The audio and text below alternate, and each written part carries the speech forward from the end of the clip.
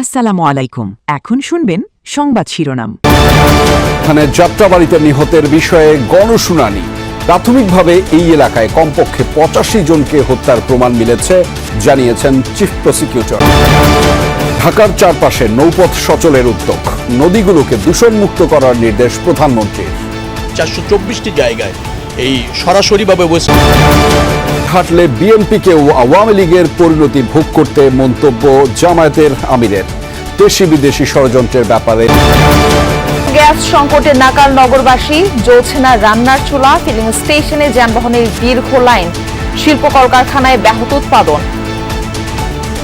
এতক্ষণ শুনছিলেন সংবাদ শিরোনাম, এখন শুনবেন বিস্তারিত। গণঅভ্যুত্থানে রাজধানীর যাত্রাবাড়িতে সংঘটিত গণহত্যার বিচার কাজ গুরুত্বের সঙ্গে এগিয়ে নিচ্ছে আন্তর্জাতিক অপরাধ ট্রাইব্যুনাল। প্রাথমিক তালিকায় এই এলাকাতেই অন্তত ৮৫ জনকে হত্যার তথ্য প্রমাণ মিলেছে বলে জানিয়েছেন চিফ প্রসিকিউটর মোহাম্মদ আমিনুল ইসলাম।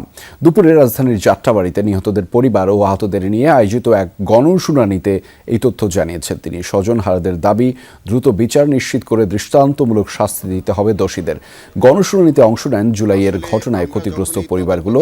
তারা তুলে ধরেন ঘটনার দিনগুলোর অভিজ্ঞতা, অভিযোগ এবং দীর্ঘদিনের না পাওয়া অধিকারের কথা।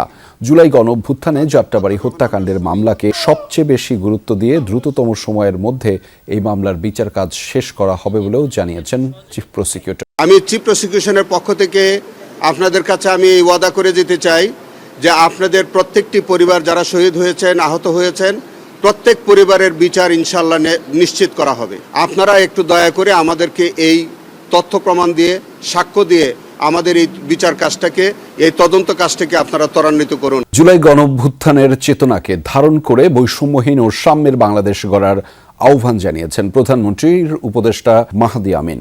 তিনি জানিয়েছেন জুলাই সনদ বাস্তবায়নের মধ্য দিয়েই সেই লক্ষ্য পূরণ হবে। এদিকে সরকার দলীয় হুইপ আশরাফ উদ্দিন নিজাম বলেছেন, সংবিধানের ৭০ অনুচ্ছেদ অনুযায়ী ক্ষমতাসীন দলের বিপক্ষে ভোট দেয়া যাবে না।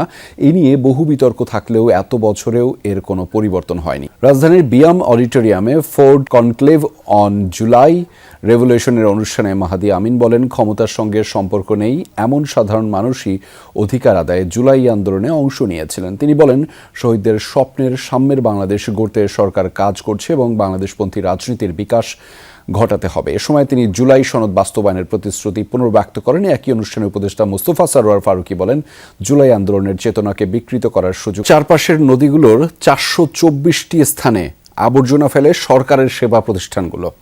এই কাজ বন্ধ করে নদীকে দূষণমুক্ত করার নির্দেশ দিয়েছেন প্রধানমন্ত্রী তারেক রহমান। কেননা ঢাকার চারপাশে ১১০ কিলোমিটার নৌপথে নৌ পরিবহন সচলের উদ্যোগ নিচ্ছে সরকার।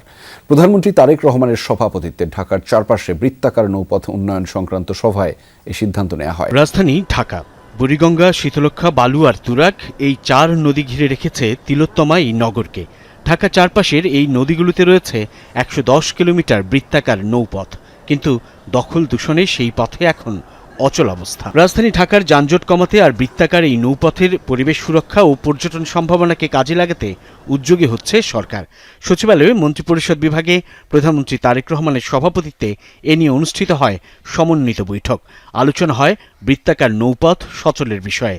নৌ পরিবহন মন্ত্রী জানান, ঢাকার চারপাশে এই বৃত্তাকার নৌপথে ওয়াটার বাস সহ নৌ পরিবহন নিশ্চিতে নদীকে দূষণমুক্ত করার উপর জোর দিয়েছেন প্রধানমন্ত্রী। তো সেই দূষণের জায়গা চিহ্নিত করতে গিয়ে দেখা গিয়েছে যে ঢাকা দক্ষিণ সিটি কর্পোরেশনের ২১টি জায়গায় সরাসরি ওয়েস্টেজ দিয়ে দেওয়া হচ্ছে নদীতে। উত্তর সিটি কর্পোরেশনের এরকম 16টি জায়গা আছে। ঢাকা ওয়াসার 66টি জায়গা আছে। আর মিল কারখানা যেগুলি আছে সেখানে ১৫০টা জায়গা আছে। সব মিলে ৪২৪টি জায়গায় এই সরাসরিভাবে ওয়েস্টেজ দিয়ে দেওয়া হচ্ছে নদী। সেইটা বন্ধ করা কিভাবে যায় সেটা নিয়ে আজকে আলোচনা হয়েছে। সংশ্লিষ্ট দপ্তরকে নির্দেশ দেওয়া হয়েছে। মন্ত্রী জানান, আওয়ামী লীগ শাসনামলের গেল ১০ বছরে বৃত্তাকার এই নৌপথ ঘিরে ৫৭ কোটি টাকা ক্ষতি হয়েছে সরকারের। সেসব পর্যালোচনা করে নৌপথকে লাভজনক করার পরিকল্পনা করছে সরকার।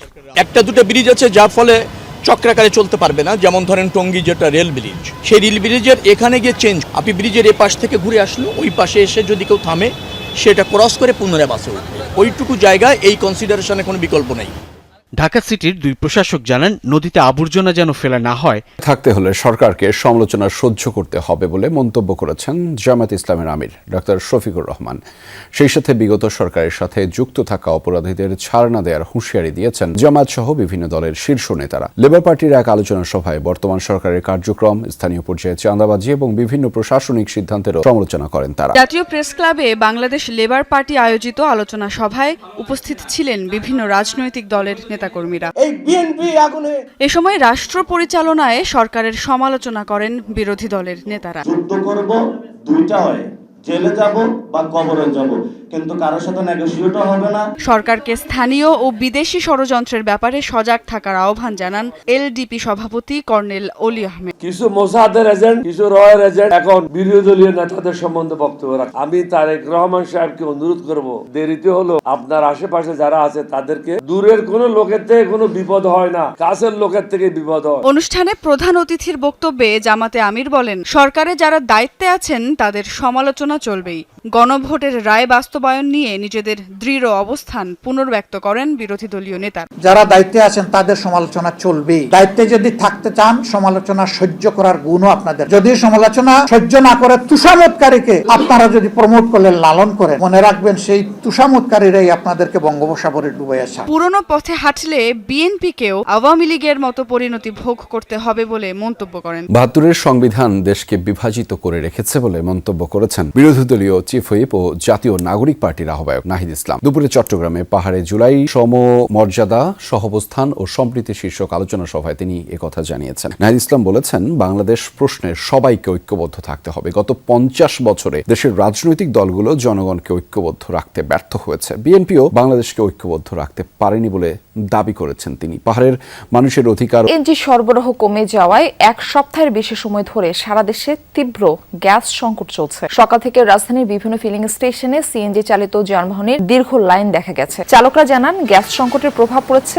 তাদের আয় রোজগারে। গ্যাসের অভাবে ধুঁকছে শিল্পের চাকা। একই চিত্র বাসা বাড়িতেও। চুলা না জ্বলায় রান্না করতে পারছেন না অনেকে। গ্যাস পাম্প কর্তৃপক্ষ বলছে, চাপ কম থাকায় চাহিদা অনুযায়ী গ্যাস সরবরাহ করা যাচ্ছে না। সরকারের জ্বালানি বিভাগ জানায়, মহেশখালীতে আগুনে ক্ষতিগ্রস্ত হয়ে বন্ধ একটি এলএনজি টার্মিনাল, সেটি চালু করতে 10 আগস্ট পর্যন্ত সময় চেয়েছে এক্সিলারেট এনার্জি। এর আগে বন্ধ টার্মিনালের অক্ষত বয়লারটি চালুর চেষ্টা করা হচ্ছে। এটি চালু করা গেলে সংকট কিছুটা কমবে বলে আশা করা। ২-২.৫ হাজার টাকার গ্যাস দিয়ে আমার চলে।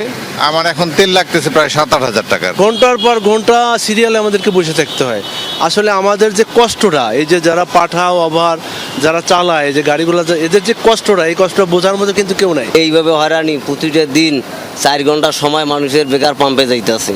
যখন এই পাম্পে প্রেসার থাকে না, অনলি গ্যাস ঢুকে 40 টাকার 50 টাকার। রাজধানী সহ আশেপাশের জেলায় গ্যাস সংকট ভোগান্তি পোহাতে হচ্ছে গ্রাহকদের। এর প্রভাব পড়েছে শিল্প কলকারখানার উৎপাদনেও। এটি কিন্তু গ্যাস চালিত কারখানা। আপনাকে যদি একটু দেখাতে চাই